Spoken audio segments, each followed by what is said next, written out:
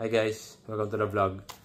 And for today, we are going to make a video, a long-term review of my Specialized MIPS helmet Align 2. I bought this one way back December of 2022.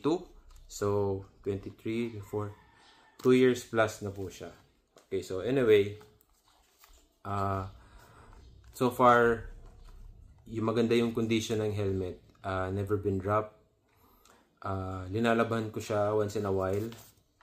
If ever mabilisan lang, binabasa ko siya ng water and bilad na sa araw para matanggal lang yung pawis and amoy.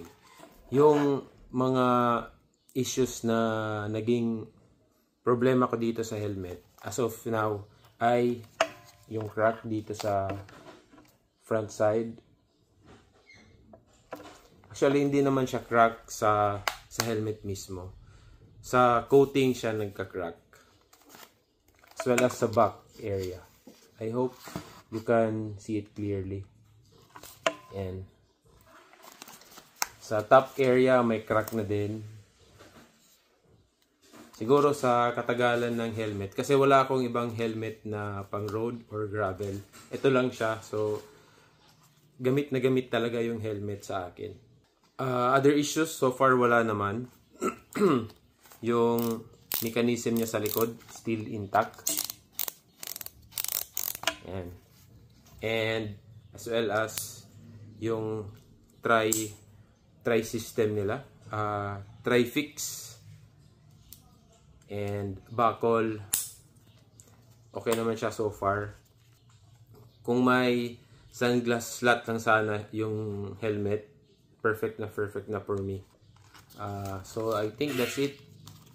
Ginagamit ko pa yung helmet, pero dahil maganda siya, bumili ako ng another helmet, same model, same seller, and different color lang.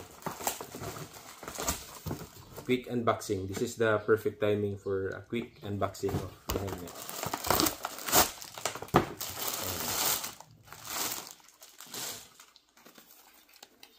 Yung binili ko ay same size and black lang yung kulay. Kagandahan kasi dito guys, sobrang comfortable ako sa helmet. Kasi as you can see, in general, lahat ng Asians ay round yung head circumference.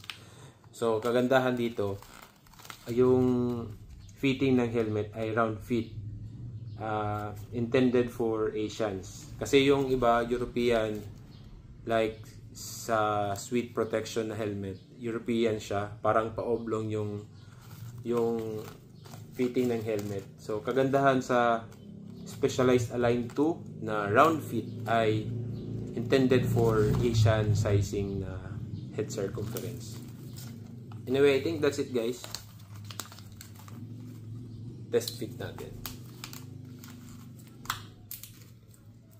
Yan.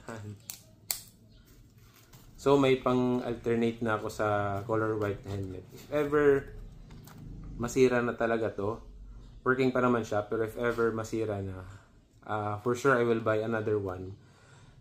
Color white pa rin. Or alluvial gold. Anyway, yun lang.